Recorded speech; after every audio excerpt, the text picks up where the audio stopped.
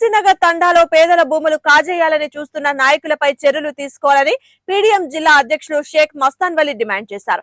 నకిరికల్లు మండలం బాలాజీనగర్ తండాలో నిరుపేద సుగాలీల ఇండ్లు కూల్చిన టీడీపీ నాయకులు కాట్రావత్ సాంబయ్య నాయక్ ను వెంటనే అరెస్టు చేయాలని గురువారం మధ్యాహ్నం 1 గంట సమయంలో ప్రజా సంఘాల ఆధ్వర్యంలో తహసీల్దార్ పుల్లారావుకి అర్జీ ఇచ్చి ధర్నా నిర్వహించారు. కార్యక్రమంలో పీడీఎం జిల్లా అధ్యక్షులు షేక్ మస్తాన్ వలి మాట్లాడారు. ఈ కార్యక్రమంలో పీడీఎం జిల్లా కార్యదర్శి జి రామకృష్ణ, రాష్ట్ర కమిటీ సభ్యులు వై వెంకటేశ్వరరావు, బాధితులు కృష్ణా నాయక్, రాము నాయక్, కేతావత్ అంజీ నాయక్, మరో 20 కుటుంబాల నిరుపేద సుగాలీలు పాల్గొన్నారు.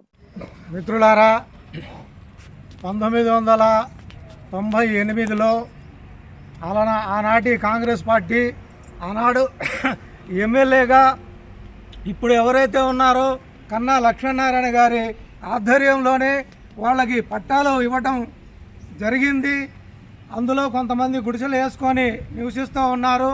బాలాజీనగర్ తండా అంటే గతంలో ఆ నాగార్జున సాగర్లో అక్కడ భూములు కోల్పోయి తలా ఒక దిక్కుయిన క్రమంలో అక్కడి నుంచి ఇక్కడికి వచ్చి తండాని ఏర్పాటు చేసుకోవడం జరిగింది.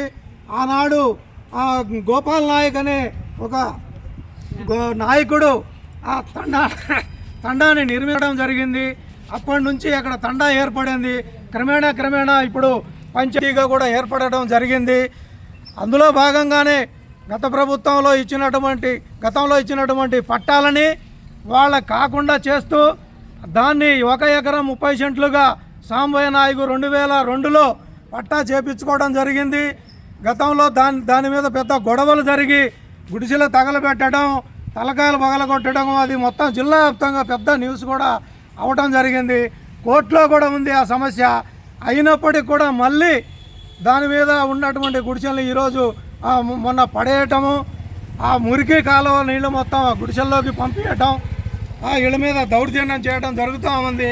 ప్రభుత్వం వారు సమస్యని కూలంకుషంగా దాన్ని పరిశీలించి ఎవరికైతే పట్టాలు ఇచ్చి ఉన్నారో నిరుపేదలు లంబాడీలకి వాళ్ళకి న్యాయం చేయవలసిందిగా ప్రజా సంఘాలుగా ప్రభుత్వాన్ని విజ్ఞప్తి చేస్తూ ఉన్నాం. అలాగనే కన్నా లక్ష్మీనారాయణ గారు కూడా ఈ విషయాన్ని తమ ద్వారానే గతంలో ఇచ్చారు కాబట్టి దాన్ని పరిశీలించాలి, పేదలకు న్యాయం చేయవలసిందిగా కూడా లక్ష్మీనారాయణ గారిని కూడా ఈ సందర్భంగా కోరుతూ ఉన్నాం.